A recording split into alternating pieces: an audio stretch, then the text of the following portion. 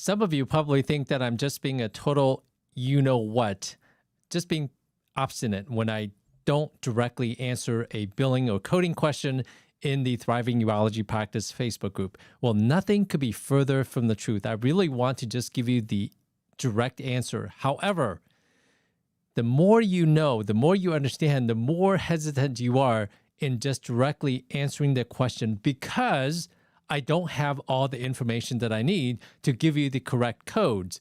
In this video, I'm going to discuss one such question posed by somebody in the Thriving Urology Practice Facebook group, and this is regards to a Televisit question.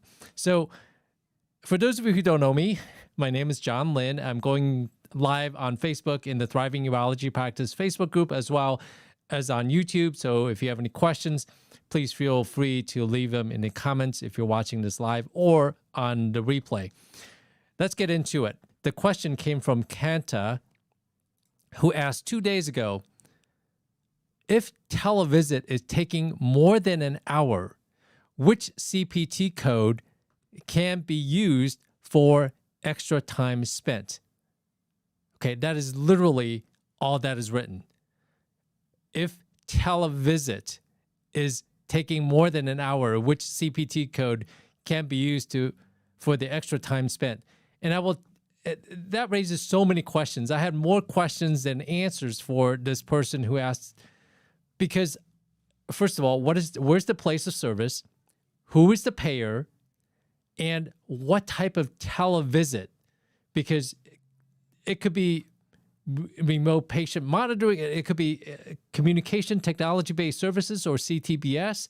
It could be telephone only. Is this synchronized audio or video? Is this a new patient? Is this an established patient? What are we talking about here? Unfortunately, the more I understand or more I know about coding and billing, the more difficult it is for me to simply say X, Y, or Z is the actual answer. So I ask more questions, kind of like seeing a new patient. You want to get a history. And in this case, history is extremely important. So I asked more questions to Kanta, and I will just cut to the chase. He or she replied and gave me a lot more context. The bottom line is this is a Medicare patient, is an established patient, and he or she billed 99215 with 99354, and Medicare denied 99354 as it is bundled with 99215. And according to the doctor, 70 minutes spent on the encounter. And this person said, doctor spent about 70 minutes on telehealth call. Now, is that a telephone only, or is that a synchronized audio and video, which is very different? And the coding will be different. And I asked repeatedly, call. Is it an audio only or synchronized audio and video? Details matter in coding. And that is the problem. Not only details, but context matters. So this person kept asking which CPT code I would use to bill. And finally I said, okay, Kanta, facts as you've presented. Number one, this is an established patient. This is a Medicare patient. 70 minutes total time spent. And 99215 plus 99354, obviously 99354 was correctly rejected. And what remains unknown is what type of visit. What do you mean call? Is that telephone only, or is it synchronized audio and video? It makes a difference. And I will kind of discuss what a simple tool that you can use to help with coding and billing, and that is this came from the AUA Coding Today. It's a subscription-based model, and this particular service will give you something called the bundling matrix. It's an amazing tool. You put in 99215 and 99354. And you indicate down here that it is a non-facility type of a visit. I'm assuming these services were performed in a non-facility or a doctor's office. So non-facility RVUs, and you want to click analyze codes. And once you click analyze codes, it's going to give you the results over here. And it'll say, if you look at this matrix, 99215 would be the code that you would bill first, and 99354 is never allowed. I apologize for the small print, but it says never allowed because 99215 includes 99354. And if you want to look at 99354, you just kind of click on that or hover over it. It'll expand it.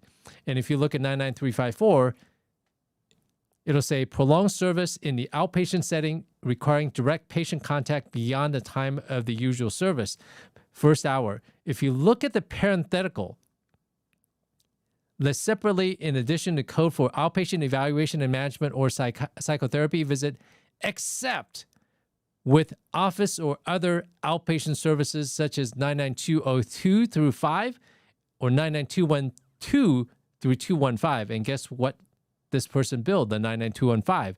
So if you had a CPD manual, you would have figured this out by looking up 99354. If you use the AUA coding today and use the bundling matrix, you would have figured this out without having to submit the claim and wasting your time.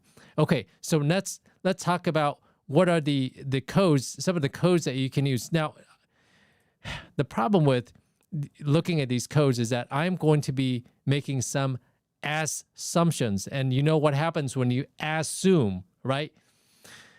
So I'm going to make some assumptions. I'm going to assume that this could be a telephone-only call, meaning voice only. Unfortunately, for audio-only visits, right, the problem with audio-only is that you only have 3 different levels, 99441 through 99443. And let's look at this.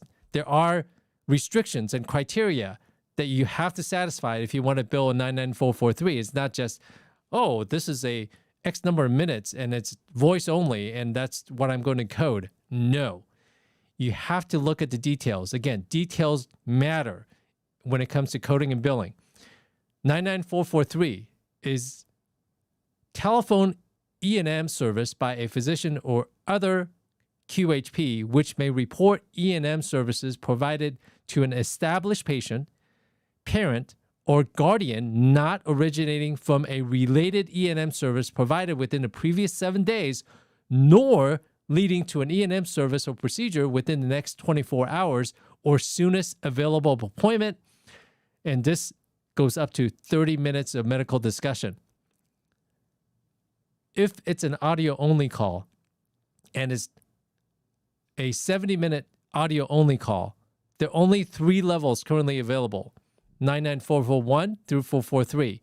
In the situation that Kanta described, you can only bill for 99443 if it's audio only. There are no prolonged services code that I'm aware of for a telephone-only visit. Okay? So provided that you satisfy all the criteria as outlined in 99443, then for a 70-minute call, audio-only call, a 99443 would be what you would bill. Now, let's think, okay, what if this is a synchronized video and audio visit? Well, then you got to think, okay, we can consider billing for a 99212 through 5 because we have an exception. Under the current public health emergency, all right, only under the current public health emergency, which was extended for another 90 days by Secretary of Health and Human Services. And if you look here, renewal of COVID-19 public health emergency, July 15, 2022. So 90 days from July 15th, which will be somewhere in October, you can apply this E&M 99212 through 215 code to a synchronized audio and video visit without having to worry about originating site and remote site and all that stuff. So these codes and the ability to use a regular office E&M is only applicable during the current public health emergency. And I will predict that it will be extended beyond October of this year, because even though this is public health emergency should be a non-political issue, it is political, and no party is going to not renew this PHE in a midterm election cycle in November of this year. So I'm just going to make that prediction out there and throw this out there. This PHE is going to be extended until early part of 2023. So I digress. During the current PHE, you can bill a regular E&M code for a synchronized audio and video visit. Okay, so what are the codes? Okay, great. It's a 70-minute visit. All right. Well, if you have a 70-minute visit, that is fine and dandy. And I've established that this is an established patient, which means if you have 70 minutes, level 5, 99215, goes from 40 to 54 minutes. All right. Beyond 54 minutes, or as soon as you hit 40 to 54 minutes, that's a 99215. But you reach 70 minutes according to your doctor. So if you reach 70 minutes, what is the correct code beyond 99215? Well, there are codes for prolonged services when it comes to evaluation and management. And depending on the payer, and again, details matter, depending on the payer, you will use a specific code. So for instance, if it is a Medicare patient, you would use G2212, prolonged office or other outpatient E&M services beyond the maximum required time of the primary procedure, which has been selected using total time on the date of the primary service for each additional 15 minutes by the physician or QHP, with or without direct patient contact. List separately in addition to 99205 to 215. And there you go. I'm not going to belabor the point. So if it's a Medicare patient, you can use G2212 if you reach beyond the 15-minute threshold. So for this situation, if you take 54 minutes plus 15, that gives you 69 minutes. And you said your doctor saw the patient for 70 minutes. And I'm going to assume, again, it's dangerous to assume, I'm going to assume that this is a visit done during the current public health emergency. This is a Medicare patient, and let's see. Oh, and this is a synchronized audio and video visit. So that's a lot of assumptions. And that's why I keep asking you for clarification. Was this a audio only, or is it synchronized audio and video? Making those assumptions, the code for a Medicare patient, synchronized audio and video visit of 70 minutes, you would use 99215 plus G2212. Wait, there is more. So what if you have a non-Medicare patient? The code would be 99215 plus 99417, and you would bill G2212 or 99417 one unit, okay?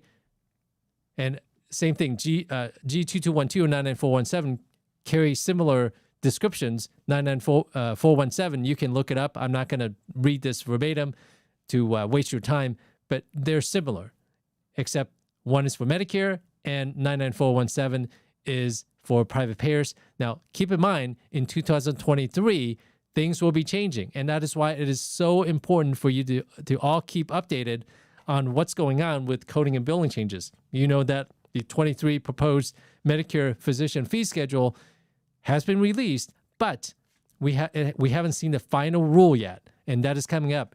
And that is why I have to keep visiting and keep renewing and keep attending these courses, because the rules change. Even though the question remains the same, the rules change. Just in this example alone, you see that there are so many nuances depending on the time of the year. Are you in a public health emergency? Who is the payer? Where's the place of service? What kind of patient is it? Is it a new patient or established patient? It all matters when it comes to coding and billing. And that is what is so confusing and sometimes frustrating for a lot of urologists, because we have to understand all of these nuances, and we can't just take care of the patient. Unfortunately, to be effective and efficient, and it doesn't matter if you are an employed physician or if you are in private practice, you have to understand these coding rules, or else you're going to be frustrated because you'll provide the service and you're not going to be paid for your service. You're going to prolong your revenue cycle. You're going to frustrate your coders and billers. And if you're an employee, you're going to frustrate your employer because of these coding nuances that you don't understand, and you lack the education. You don't provide the appropriate documentation, and you end up losing on potential revenue, increasing revenue cycle, increasing your days in AR. So anyway, the bottom line is I'm not trying to be difficult by not answering the question. I don't answer the question because I need a lot more information before I can give you the correct answer. And that's the bottom line. My astute coders, you understand the frustration.